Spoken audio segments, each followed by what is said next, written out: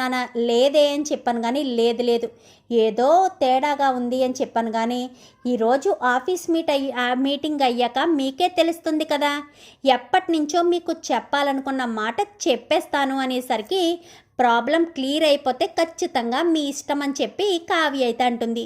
Clear అవ్వకపోవడం ఏంటి, he Raj అనగానే రాజా అని చెప్పాను కానీ మీరు నాకు ఆఫీస్లో పేరు రాజ్ అని చెప్పారు కదా, అందుకే ఎప్పటి నుంచి కూడా నేను రామ్ అనే పేరును పక్కన పెట్టి రాజ్ అనే పేరే నా పేరు అనుకుని నేను ప్రిపేర్ అయ్యి ఉన్నాను అని చెప్పనేసరికి అదే మంచిదిలేండి అని చెప్పి మొత్తం ఇంకా అక్కడికి వెళ్ళిన తర్వాత ఇంకా రాజు ఫైల్స్ ఓపెన్ చేసి తీసుకురండి అనగానే ఫైల్స్ చూస్తూ ఉంటుంది. ఈలోపు రాజ్ కాస్త బయటకు వచ్చేసరికి ఇంకా రాజు ఎక్కడైతే మీటింగ్ జరుగుతుందో ఆ గదికి వెళ్ళిపోతాడు. ఈలోపు అందరూ వచ్చేస్తారు. మేడం మీరేంటి ఇంకా ఇక్కడే ఉన్నారు, అక్కడ రాజ్ సార్ కూడా లోపలికి వెళ్ళిపోయారు అని చెప్పాను కానీ అవునా, నాకు ఒక్క మాట కూడా చెప్పలేదు, ఆయన అక్కడ ఏం మాట్లాడుతున్నారో ఏంటో అనుకుంటూ గబగబా వచ్చేసరికి ఏంటి ఇప్పుడు ఇంత అర్జెంటుగా బోర్డు మీటింగ్ ఎందుకు పెట్టించావు అని చెప్పి సిద్ధార్థని అడగడంతో సిద్ధార్థ్ అయితే గత 6 months నుంచి కూడా కంపెనీ షేర్స్ అన్నీ తగ్గాయి, టర్న్ ఓవర్ తగ్గింది, అందుకోసమని కొత్త ఎండీని పెట్టాలనుకుంటున్నాం, పైగా నీ ఆరోగ్య పరిస్థితి కూడా బాగోలేదు కదా అనగానే నా ఆరోగ్య పరిస్థితి గురించి బాగానే ఆలోచించావు, ఏంటి 6 months నుంచి టర్న్ ఓవర్స్ ప్రాజెక్ట్స్ కావాలి కదా అని చెప్పి రాజ్ గబగబా మొత్తం చెప్పేస్తాడు. ఒక్కసారిగా షాక్ అయిపోతాడు. దీంతో మాటలకు కాదు కానీ ఒక ఇంపార్టెంట్ విషయం చెప్పనా, మీ నాన్నగారు ఈ కంపెనీలో బోర్డు మెంబర్గా ఉన్నప్పుడే జింబాబే నుంచి దొంగ బంగారం తీసుకొచ్చి కంపెనీలో పెట్టాలని చూశారు, కానీ ఆ విషయం నాకు మా తాతయ్యకి తెలిసిన తర్వాత మీ నాన్నను మందలించి షేర్ హోల్డర్గా తప్పించి నిన్ను ఉంచాము అని చెప్పనేసరికి ఒక్కసారిగా అందరూ షాక్ అయిపోతారు.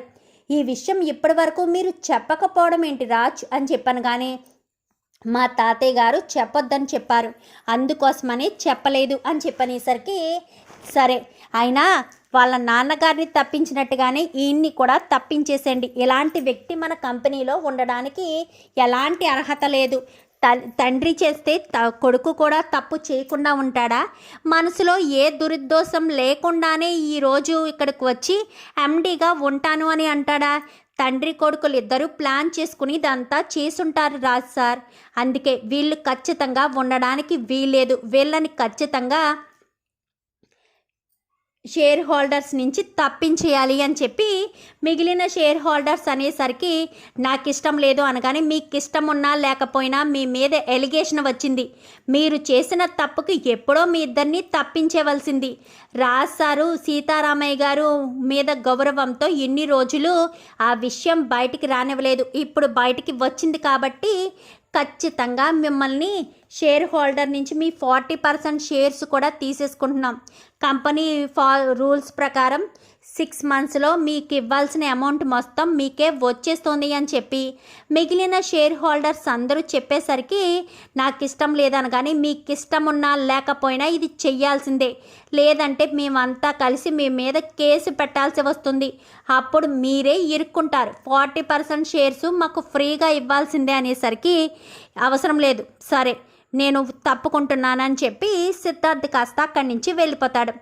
ఏంటి రాజ్ సార్ ఈ విషయం ఇన్ని రోజులు దాచిపెట్టడం ఏంటి, ఇలాంటి వాడిని ఎంకరేజ్ చేసినట్టే కదా ఉంటుంది అనగానే వాళ్ళేదో తప్పు చేశారు, ఒకసారి తప్పు చేశారు కదా మళ్ళీ చేయరనుకున్నాను, కానీ ఈరోజు ఎండీ స్థానం కోసమే ఆశపడ్డాడు అంటే ఇంకా ఆ విషయాన్ని బయట పెట్టకపోతే తర్వాత చాలా ప్రాబ్లం వస్తుందన్న ఉద్దేశంతోనే నేను నిజాన్ని బయట పెట్టాను అని చెప్పనేసరికి ఒక్కసారిగా ఈ మాటలన్నీ విన్న కావ్య షాక్ అవుతుంది. ఎప్పుడూ లేనిది ఈయన నిజాన్ని బయట పెట్టడం ఏంటి, పైగా ఈ విషయం నాకు ఎప్పుడూ కూడా ఏ మాటల్లోని చెప్పలేదు, తాతయ్య గారు కూడా చెప్పారో లేదో తెలియదు, అంటే ఈయనకి ఆ విషయం గుర్తుంది అంటే గతం గుర్తొచ్చేసిందా, గతం గుర్తొచ్చేసే ఉంటుంది, లేదంటే ఆ విషయం తాతయ్య గారికి ఈయనకి మాత్రమే తెలిసినప్పుడు అలాంటి తప్పుడు మరి ఆయనకి గతం గుర్తు రాకుండా ఆ విషయం తెలియదు కదా, నేను కూడా చెప్పలేదు అని చెప్పి కావ్య అనుకునే లోపే సరే రాజ్ సార్ ఇంకా ఇక్కడి నుంచి మీరు ఎండీగా ఉంటారు కదా అని చెప్పాను కానీ నేను వచ్చేస్తాను, కా కళావతి గారు నాకు హెల్పర్గా ఉంటారు, ఇంతకు ముందులాగే కంపెనీకి ఏ ప్రాబ్లం లేకుండా చూసుకోవచ్చు అనగానే సరే సార్ అని చెప్పి షేర్ హోల్డర్స్ అందరూ వెళ్ళిపోతారు. ఇంకా రాజ్ కాస్త వచ్చి ఎండి సీట్లో కూర్చునేసరికి ఒక్కసారిగా కావ్య వచ్చి అలా చూస్తూ ఉండిపోతుంది. ఏంటి కళావతి గారు అని చెప్పాను. కానీ ఎందుకండి ఇంకా నాకు గౌరవం ఇచ్చి మాట్లాడతారు, కళావతి గారు అంటూ మాట్లాడతారు ఎందుకు? నేను మీ భార్యనన్న విషయం మీకు తెలుసు కదా, మీకు గతం గుర్తొచ్చేసిందని నాకు అర్థమైంది అని చెప్పనేసరికి ఒక్కసారిగా రాజు షాక్ అవుతాడు. నాకు గతం గుర్తొచ్చిందా? ఎవరు చెప్పారు అనగానే మీ మాటలు చెప్పాయి. మీ ఎవ్వరికీ తెలియని ఈ విషయం మీకు తెలిసింది అంటే ఖచ్చితంగా మీకు గతం గుర్తొచ్చిందని నాకు అర్థమైంది. మీలో ఏదో మార్పు కనిపిస్తుంది అని ఉదయం నుంచి నేను అంటున్న మాట ఇదే. నిజంగా మీకు గతం గుర్తొచ్చింది కదా అని చెప్పనగానే అవును కళావతి, నిజంగానే నాకు గతం గుర్తొచ్చింది. ఎప్పుడైతే కంపెనీ ఫైల్స్ అన్నీ నేను తిరగేస్తున్నానో సడన్గా నాకు హెడేక్లా అనిపించేసరికి ఒక్కసారిగా విషయం అంతా కూడా నాకు గతంతో పాటు ప్రజెంట్ యామిని చేసిన కుట్ర అన్నీ కూడా జ్ఞాపకం ఉన్నాయి అని చెప్పనేసరికి అంటే మీకు గతం పూర్తిగా గుర్తొచ్చేసిందా? మరి ఆ విషయాన్ని ఉదయం అక్కడ ఎందుకు చెప్పలేదండి అని చెప్పను. కానీ చెప్పడం ఎందుకు, ఇంటికి వెళ్ళాక అందరినీ సర్ప్రైజ్ చేద్దామన్న ఉద్దేశంతోనే ఇక్కడ మీటింగ్ పూర్తి చేసుకుని ఇంటికి వెళ్ళి ఆ శుభవార్త అందరికీ చెప్దామన్న కారణం చేతే నేను ఇప్పటి వరకు నీకు కూడా ఈ విషయాన్ని చెప్పలేదు.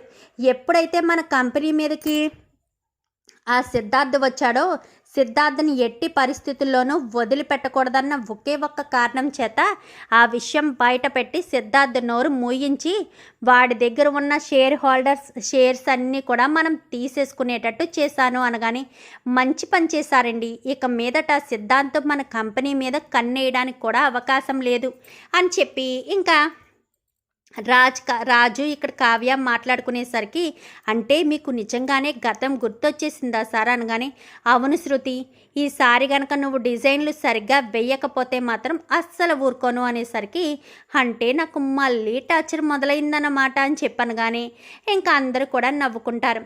సరే ఇంకా ఇంటికి వెళ్దామా అని చెప్పాను. కానీ ఇంకా ఇంటికి వచ్చేస్తారు. ఇంటికి రావడంతో మమ్మీ అని చెప్పి రాజు పిలిచేసరికి ఒక్కసారిగా రుద్రాని షాక్ అయిపోతుంది.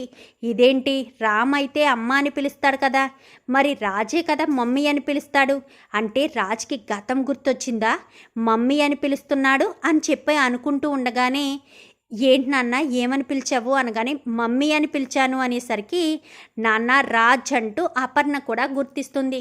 ఎందుకంటే ఉదయం చూసినప్పుడే అపర్ణకు అనుమానం కలిగింది. తను చూసే చూపు కన్న తల్లిని చూసినట్టు చూసేసరికి అప్పుడే అనుమానం కలిగింది అపర్ణకైతే. కానీ వెళ్ళే టెన్షన్లో ఉన్నారు కదా అని ఇంకా అపర్ణ ఇబ్బంది పెట్టడం ఎందుకులే అని ఏం మాట్లాడకుండా సైలెంట్గా ఉండిపోయింది. ఇంకా ఎప్పుడైతే రాజు అలా పిలిచాడో ఒక్కసారిగా అపర్ణ తన ప్రేమనంతా బయట పెడుతుంది. అందరూ కూడా చాలా సంతోషపడిపోతారు.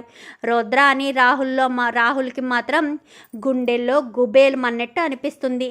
వెంటనే రుద్రాన్ని కాస్త యామనికి ఫోన్ చేసి చెప్పేసరికి యామని ఒక్కసారిగా షాక్ అయిపోతుంది. ఏంటి రాజ్కి గతం గుర్తొచ్చేసిందా అని చెప్పాను. కానీ అవును గతం గుర్తొచ్చేసింది అని చెప్పనేసరికి ఇంకా ఏం మాట్లాడాలో అర్థం కాదు. ఇప్పుడు రాజుకి నువ్వు గుర్తున్నావో లేదో కూడా తెలియదు. నువ్వు గుర్తుంటే నీ పరిస్థితి ఏంటో కూడా నాకు అర్థం కావట్లేదు. సరే నీకు ఇన్ఫర్మేషన్ చెప్దామనే చేశాను అని చెప్పి రుద్రాన్ని కాస్త యామనికి చెప్పి ఫోన్ పెట్టేస్తుంది. మరి ఇప్పుడు యామని పరిస్థితి ఏంటి? రాజు యామనిని అంత ఈజీగా వదిలిపెట్టేస్తాడా? మరి రేవతి తన అక్క అన్న విషయం రాజుకి గుర్తుంటుంది కదా, మరి తన అక్కని ఇంటికి తీసుకొస్తాడా? చూద్దాం. మరి రాబోయే ఎపిసోడ్స్లో ఇలాగే జరగాలని మీరు కూడా కోరుకుంటే వీడియో నచ్చితే లైక్ చేయండి, ఛానల్ని సబ్స్క్రైబ్ చేసుకోండి, పక్కనే ఉన్న బెల్ సింబల్లో ఆల్ పై క్లిక్ చేయండి. Thank you for watching.